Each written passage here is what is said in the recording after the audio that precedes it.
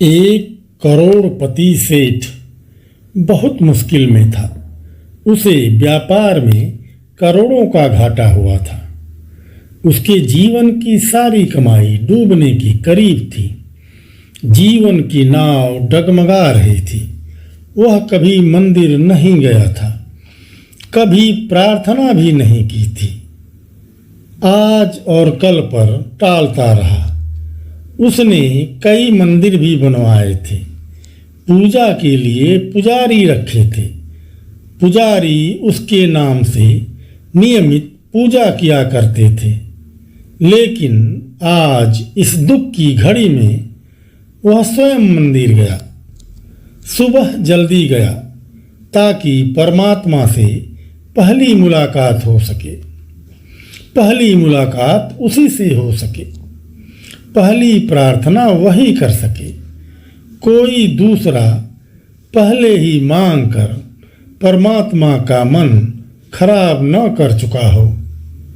बोहनी की आदत जो होती है, यहाँ भी नहीं छूटी।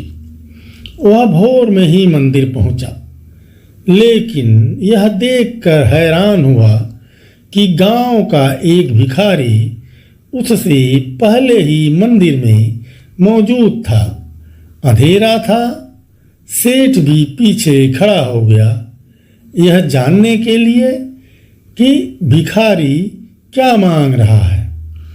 सेठ सोचता है कि मेरे पास तो मुसीबतें हैं, भिखारी के पास क्या मुसीबतें हो सकती हैं। और भिखारी सोचता कि मुसीबतें मेरे पास हैं, सेठ के पास क्या मुसीबतें होंगी। यानी एक भिखारी की मुसीबत दूसरे भिखारी के लिए बहुत बड़ी न थी। सेठ ने सुना भिखारी कह रहा है, हे परमात्मा, अगर 100 रुपये आज न मिले तो जीवन नष्ट हो जाएगा, आत्महत्या कर लूँगा। पत्नी बीमार है और दवा के लिए 100 रुपये होना बिल्कुल आवश्यक है। मेरा जीवन संकट में है। भिखारी लगातार बोले जा रहा था, बंद ही नहीं हो रहा था। झल्लाकर सेठ ने अपनी जेब से 100 रुपये निकाल कर उस भिखारी को दिया और कहा, यह रुपये तू ले और यहाँ से जल्दी जा। अब सेठ परमात्मा से मुखातिब हुआ और बोला, प्रभु, अब आप ध्यान मेरी तरफ दें। इस भिखारी की तो यही आदत है। दरअसल मुझे 100 करोड़ रुपए की जरूरत है। भगवान मुस्कुरा उठे, बोले, एक छोटे भिखारी से तो तूने ही मुझे छुटकारा दिला दिया, लेकिन तुझसे छुटकारा के लिए मुझको तुझसे भी बड़ा भिखारी ढूंढना पड़ेगा। तुम सब लोग केवल यहाँ कुछ न कुछ मांगने ही आते हो। कभी मेरी आवश्यकता के बारे में भी सोचा?